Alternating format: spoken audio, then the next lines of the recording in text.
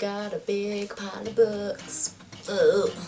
It's really odd sometimes when you put together the amount of books that you've read and you think to yourself, did I really read that much during the month?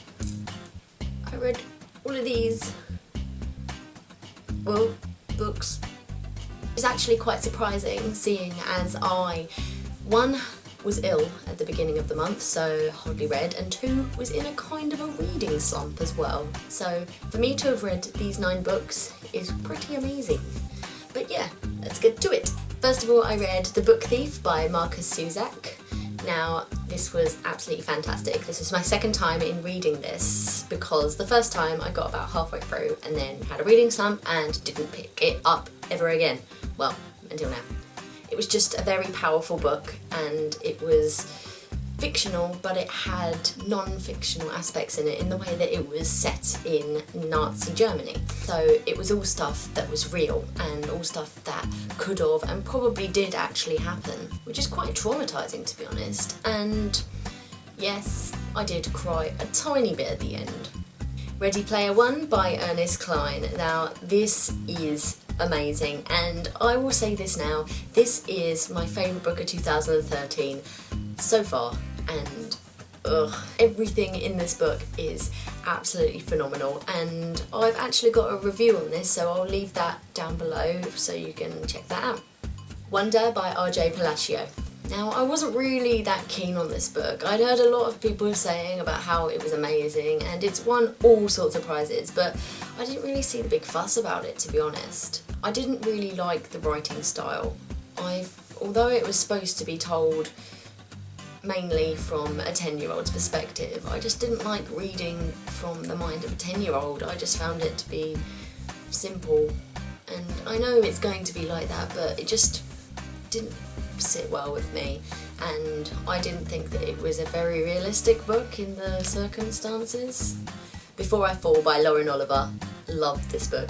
At first I thought it was going to be a bit of a contemporary high school girl cliche kind of book because of the fact that that is pretty much what the first chapter is, but you need to read the first chapter and get that out of the way, and then the rest of the book is really good.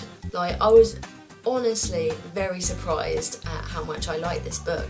It was very thought-provoking and meaningful because basically the main character is reliving her life, or the day before she dies, over and over again, changing things as she goes, and she's learning about different things about different people and how her actions affect everybody else, and it actually makes you think about your own life. It makes you think about what you're doing and how what you're doing is affecting everybody else, and I think that makes for a very powerful book. 2001 A Space Odyssey by Arthur C. Clarke.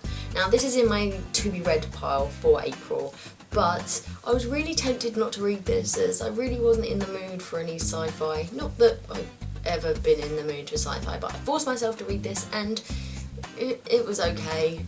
This was written in the 1960s, so space travel wasn't really what it is now, and if I'd have read this in the 1960s I would have been absolutely amazed, but reading this in 2013 it just felt as though I was reading some non-fiction and I really didn't like it. Nothing really happened and it was quite boring, to be honest. It was just filled with figures and stats. There were only actually a couple of exciting parts and I found that really disappointing. Fire by Kristen Cashore.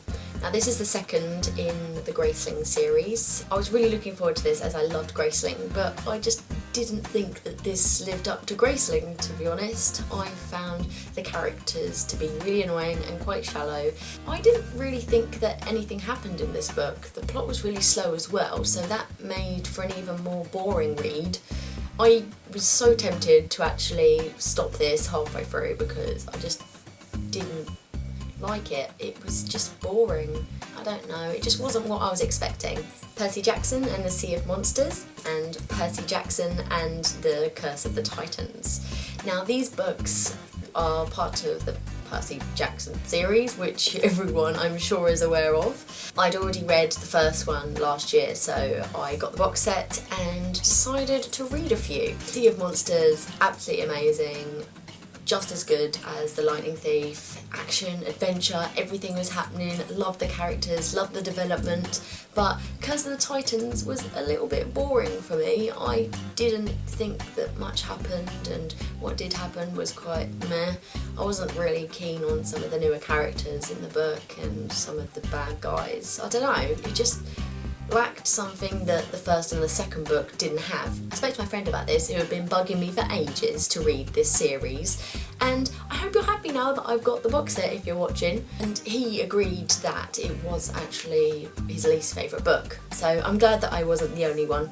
The Lion, the Witch and the Wardrobe by C.S. Lewis. Now, I fitted this in alongside reading The Curse of the Titans, so I was reading about 50 pages a day, and there's only 175 pages, so it took me 3 days pretty much, and I loved this book. I'm not going to go into any more detail about this because I'm going to have a separate review for Project Narnia that I'm doing with Mark.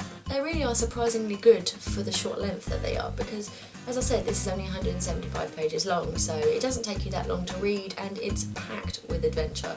It's just one of those staple series that you need to read. If you've read any of those books, I'd love to hear what you think. If you want to discuss with me in the comments below, I always love writing back to you. But yeah, I guess I'll speak to you later. Bye! And for once it isn't hailing.